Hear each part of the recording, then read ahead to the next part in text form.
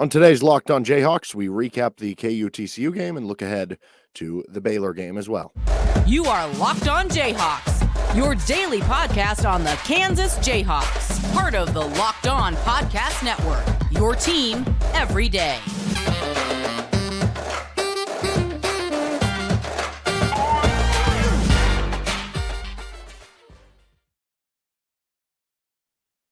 I'm Derek Johnson. You can hear me on Rock Chalk Sports Talk Monday through Friday from 3 to 6 on KLWN in Lawrence.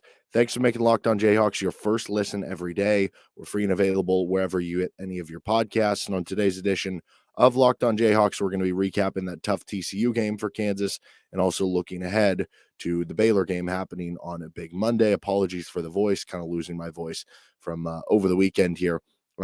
Today's episode of Locked On Jayhawks is brought to you by LinkedIn Jobs, helping you find the qualified candidates you want to talk to faster and for free. Post your job for free at linkedin.com/lockedoncollege. That's linkedin.com/lockedoncollege to post your job for free. Terms and conditions apply. KU falls to TCU, blown out on their home floor, and this has kind of become almost commonplace to happen like once a year over the past couple of seasons now for KU. Last season, you had the Kentucky blowout loss in Allen Fieldhouse. Year before that, you had the Texas blowout loss at home, which that was the worst loss that KU has suffered at home under Bill Self. I think they lost by 25 points to Texas. This one was kind of close to it, obviously. And it just kind of happened one way or another. So if you take tails away from last season, you say, okay, well, this is around the same time they lost by 1 billion points at home to Kentucky. And a week after, they had a big win, blowout win against Baylor. Now that was in Allen Fieldhouse, and that kind of righted the ship for them. And they ended up going on a run and winning the NCAA tournament. So now you have Baylor with a chance to do just that this week. But, I guess it's an example of why not to overreact, but clearly the way the KU has played here of late, and I think so far in Big 12 play, with even them sitting at 5-2, but knowing that there's probably a couple games that they could have lost, it feels like they're not playing their best basketball right now. It feels like they're kind of tailing off a little bit. And while maybe some of these other teams are getting better, it feels like, KU is not getting more from the freshmen at this point in time than we saw at the beginning of the year. And it feels like some of the players that KU does have that have the bigger roles are regressing for different reasons. Like Jalen Wilson is playing even better than ever, but you've lost these last two games. Grady Dick is in kind of a slump. Is he hitting a freshman wall? I don't know. DeJuan Harris, like, we sure the him hitting his head against Kansas State didn't cause, I don't know, something, because he has not looked the same ever since coming back. And with Kevin McCullough, he had a better game against TCU, but overall, you're just, KJ Adams getting in foul trouble the last couple of games. You're just not getting nearly as much as you need to from a lot of these different positions when you don't have that kind of freshman punch and the bench punch of some of these guys that you thought you were going to be deeper than you actually are.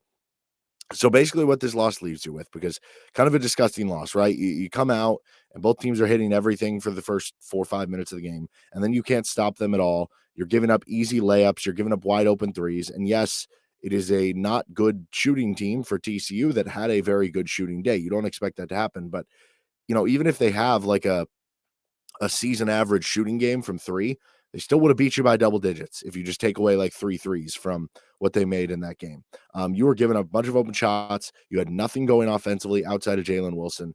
It was just a very gross game for KU. And honestly, when they cut it down to 10 at half, it was like, oh, they have all the momentum. We've seen them come back from bigger deficits at halftime. And, this is going to be the same. They're going to come back. And they never found a spark in the second half, never got the offense going in the second half. And that was kind of the difference. Like in the first half, you couldn't do anything defensively. The second half, you couldn't do anything offensively. You turned it over way too much. TCU got a bunch of easy runouts, dunks, layups, and you just got kind of out physicaled, out athleted, I guess it kind of felt like. So now this leaves you with no margin for error in your home games. If you want to win the Big 12, typically 14-4 is going to get it there. That's what it did last year. Now this year, because of how deep it is, maybe you can convince yourself it's 13-5. But with Kansas State sitting at 6-1 right now, that means they're going to have to go 7-4 down the stretch, which I guess that's not entirely impossible that ends up happening to them. But realistically, that means you have to go in a given year 9-0 at home, 5-4 on the road, or 8-1 at home, 5-4 on the road. That gets you to 13-5. Well, either way, you only had one loss to give, and KU just gave it at home. It kind of feels like you almost deserved a home loss, like you were playing with fire a bit with the Oklahoma State game, with the Oklahoma game, and even to a lesser extent, maybe the Iowa State game. Like that one, you kind of just expect to be close because they're a good team. But you've been really close to losing all 4 of your home games now. You're 3-1, and now you look ahead and you're like, you have to win your next 5 games at home in Allen Fieldhouse. If you want to win the Big 12, win your next 5 at home. That feels kind of like a tall task with how they've looked at home so far this season and having to barely win these games. They are 0-4 against the spread in Allen Fieldhouse. Doesn't seem like a number you typically see. So we'll see how that goes from here. But that was certainly kind of an eye opener. And again, it doesn't eliminate this team from being good or what they can do, because we saw it last year, right, with that Kentucky game. And you have a chance on Monday night against Baylor to kind of bounce back in a lot of different ways. But it certainly was eye-opening that, you know, if you thought this was one of the elite teams, one of the top 5 or 6 teams in the country, after that week last week, like you look at KenPom now, I think they're ranked 9th. They're 19th on and 21st on offense and defense this season. Like just about a week ago, they were like top 12 in both. So not a good run of play here for Kansas. Could it just be a bad week? Yeah, absolutely. Could it be a sign of more to come? And maybe that's kind of the result of when you haven't been playing as well as maybe you thought, but you've been eking out wins anyway. Maybe this is where the losses start to come in. And it's not just the lack of margin for error that you now have in your home games moving forward. It's that this schedule upcoming is brutal. At Baylor tonight, that could very real be a 3rd straight loss, which I believe would be the first time that KU has lost 3 straight games since the 2012-2013 season. Keep in mind that team lost 3 straight games and still got a 1 seed, made it to the Sweet 16, and probably should have gone further than that if not for some NCAA tournament happenings. So, you take everything with a grain of salt, but this has not been a good run of play and a very, very bad game for Kansas that now sets them up into a difficult position. But certainly we've seen KU been set up in difficult positions before and go and win tough Big 12 road games that they're not supposed to do. And that's the sign of them winning the conference. So, if you can do it and you can win at Baylor or at Iowa State, one of the next couple Big 12 road games you have. I mean, obviously there's the Kentucky game in between on the road and the K-State game at home, but like that's what's going to kind of separate it. Can you beat K-State at home? Can you win one of these next 2 without Baylor at Iowa State? Kentucky game doesn't really apply for the Big 12. Be nice if you win. Helps with the momentum, but not as much for the Big 12.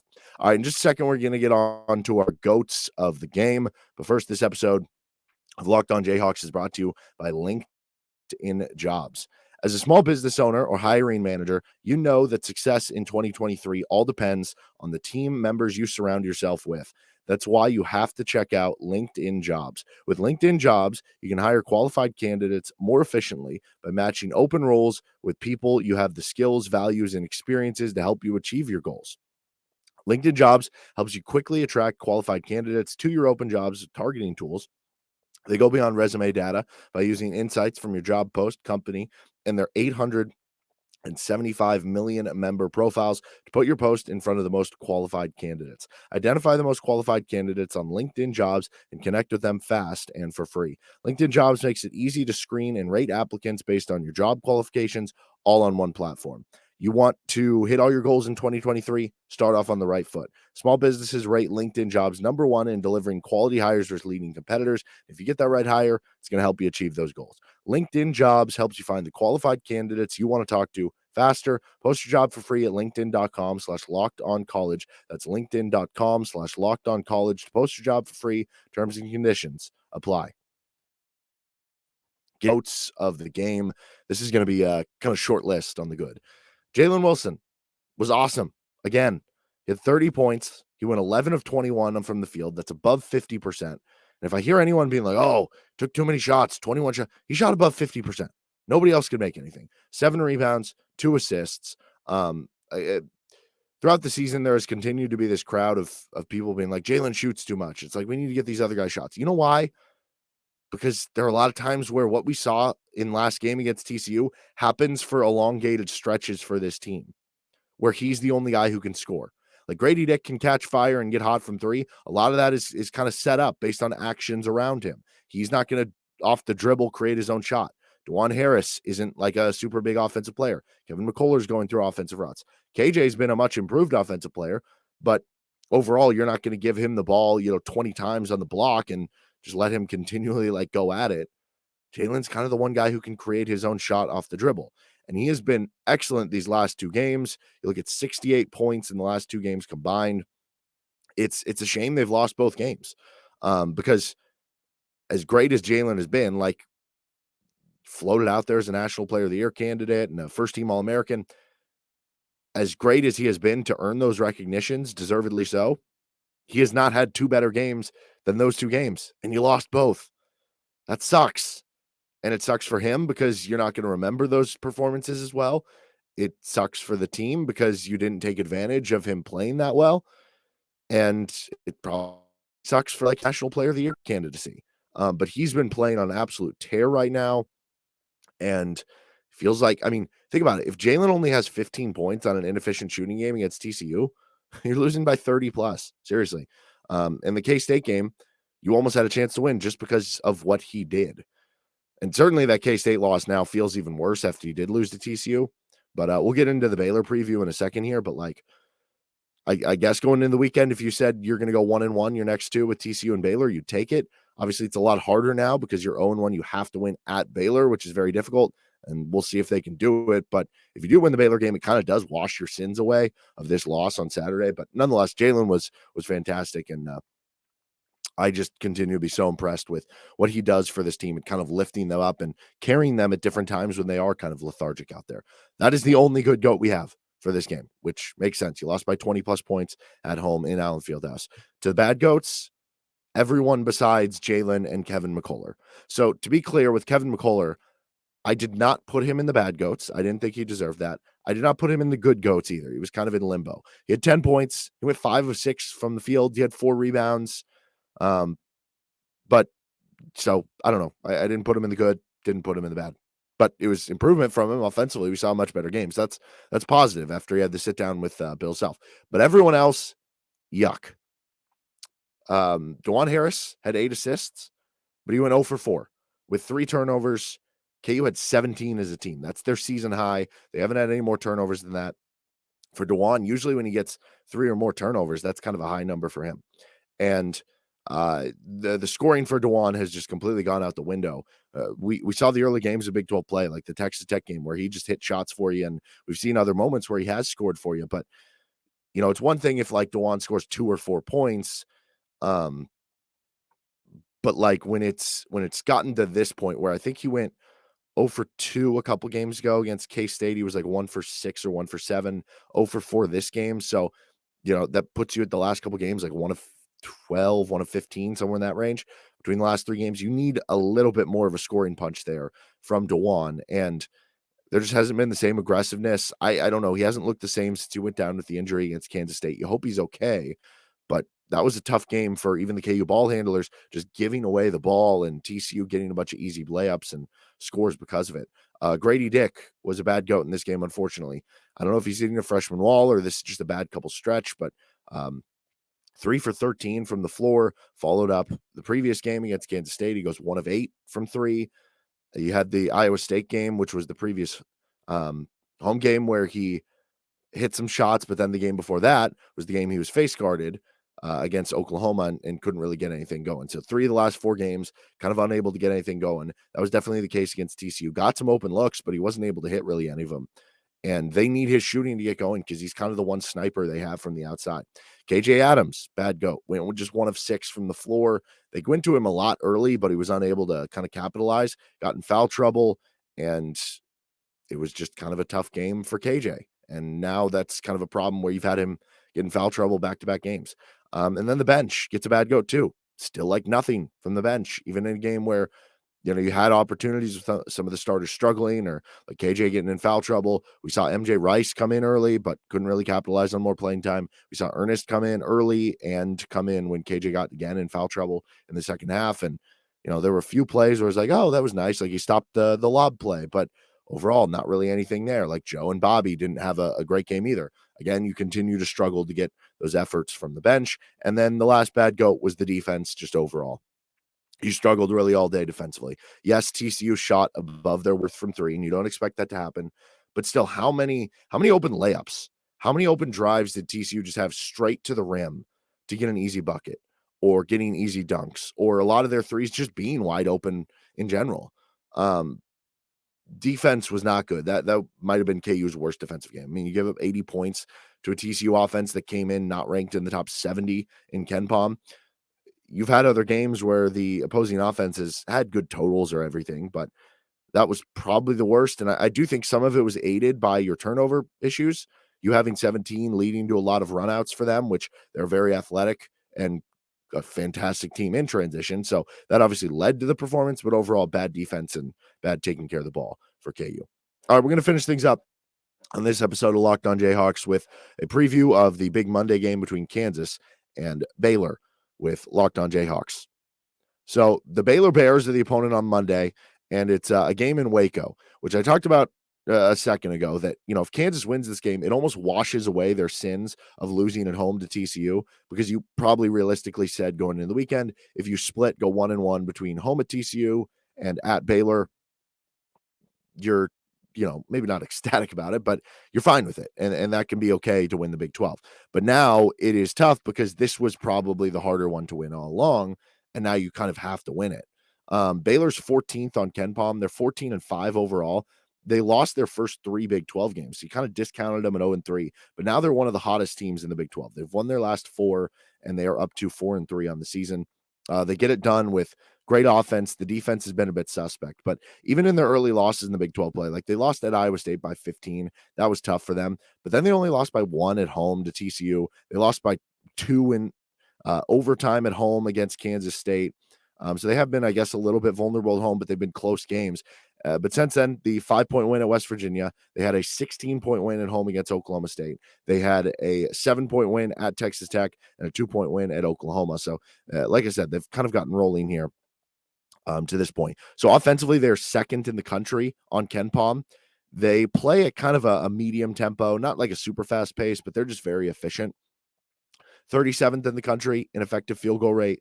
They are 67th in 3-point percentage, but they take a lot of them. So they take a lot of volume, like 31st in the country in the amount of their field goals that come from 3, meaning if they get really hot, you could be screwed because they could take 30 of them and then they go 14 of 30, They're also 57th in 2-point rate, and they're 95th in free throw rate, or in free throw percentage. So they do it with a lot of really good guards. That's kind of what leads this team offensively. But they also rebound the ball really well in the offensive glass. 9th in the country in offensive rebound percentage. That's always just been kind of a Scott Drew coach team thing. Like they crash the offensive glass really well. The counter to that is they do leave some openings because they're going to send numbers forward for the offense glass in transition. So we saw the game in Lawrence last year. KU was really able to get defensive rebounds. And if you can do that, you're going to be able to get out in transition. But if you get worked on the offensive glass, like maybe they did in the game in Waco last year, it's going to lead to Baylor. It's just kind of very simple in that regard. But they also get to the free throw line a lot. As far as things they don't do as well offensively, they're kind of middle of the pack in turning the ball over. So KU does have an avenue for forcing some turnovers and causing some issues there. They also get their shots blocked a good amount of time. Now, on the defensive side of the ball, they have struggled. They're 93rd in the country in defensive efficiency on KenPom. Teams shoot well against them from 2 and 3-point range. They get to the free throw line. Like Baylor fouls a good amount. Baylor also is not a great defensive rebounding team. Even though they're a good offensive rebounding team, not a good defensive rebounding team. Honestly, a lot of this profile is very similar to some of these other Big 12 teams. They do force a lot of turnovers. It's not as much as like a TCU or a Texas Tech or an Iowa State, but they are pretty good at it. They do get a lot of steals and force a lot of those different turnovers. Though in Big 12 only games, that number has certainly been down. And that's contributed to them in Big 12 only games. They're first in the conference in offense. They're 10th in defense. So complete, flip side of what they are on both sides of the ball. And when you look at the lineup, Adam Flagler and LJ Cryer are kind of their number 1 and number 2 guards, like shorter guards, but they can really fill it up. They can both really shoot. They can shoot off the dribble. They can shoot on pull-ups. They're going to be very difficult to stop. Keontae George is kind of this like combo guard as well that they play at the 3. So they're kind of a little bit undersized 1 through 3, but the counter to that is it gives them a lot of quickness and speed and scoring and ability to shoot off the dribble. And those guys can light it up any given night. Then Jalen Bridges is going to be kind of this like small ball 4 for them, like on the wing, which should be an interesting matchup with the 2 Jalens. And their center, Flo Thamba, is more of just a big guy, like rim runner, going to get rebounds, going to get dunks. Same with their backup, Josh Igianawuna. I don't know if I pronounced that right. Probably not. But they have very athletic bigs. So that'll be very interesting for KJ, giving up size and everything. But we've seen Baylor do the kind of icing ball screen thing that became so popular with Texas Tech a few years ago. And one way we've seen KU counter it with Bill Self is like middle ball screens, getting to the middle of the defense. The game that sticks out for, I think, a lot of people the most is the game that was in Waco in, whatever the COVID season was that it got canceled, that the KU won, and Udoka Azubuike had like a billion lob dunks out of the middle. So I kind of expect KJ Adams to be able to catch some lob dunks and be able to take advantage of that. And I expect kind of a good game from KJ offensively in that regard. I do think Jalen Wilson should be able to take advantage of Jalen Bridges. He's kind of an up and down offensive player. I think Jalen can take advantage of him defensively. But the matchup for KU is how they can slow down those 3 guards. I don't know who you put DeJuan on, whether it's Flagler, Cryer, or George. Probably Flagler, I guess. But maybe you put Dick on Cryer because he's more of like the spot-up shooter type. And then you have Kevin McCullough on like Keontae George. But if KU's switching everything, I don't know how much it'll matter. Now, this could be actually an okay matchup to switch everything with the amount of ball screens that they run. But that means everybody has to be engaged defensively a lot more than they were in the game against TCU. But all of this is non-negotiable if everybody besides Jalen doesn't do anything offensively. If that's the case again for kind of the past 2 games, you're not going to win in Waco. So you need somebody else besides Jalen to step up offensively. Realistically, you need 2 guys. Grady Dick's got to have a good offensive game. KJ or Kevin McCullough's got to have a good offensive game. And you need something from the bench. I'm not saying you need 20 points from the bench.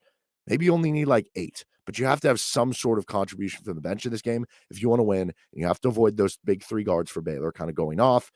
Otherwise, you're going to find your way into 3 straight losses for the first time since the 2012-2013 season. All right, that's going to do it for this episode of Locked On Jayhawks. We'll be back tomorrow to recap whatever happens in the KU Baylor game.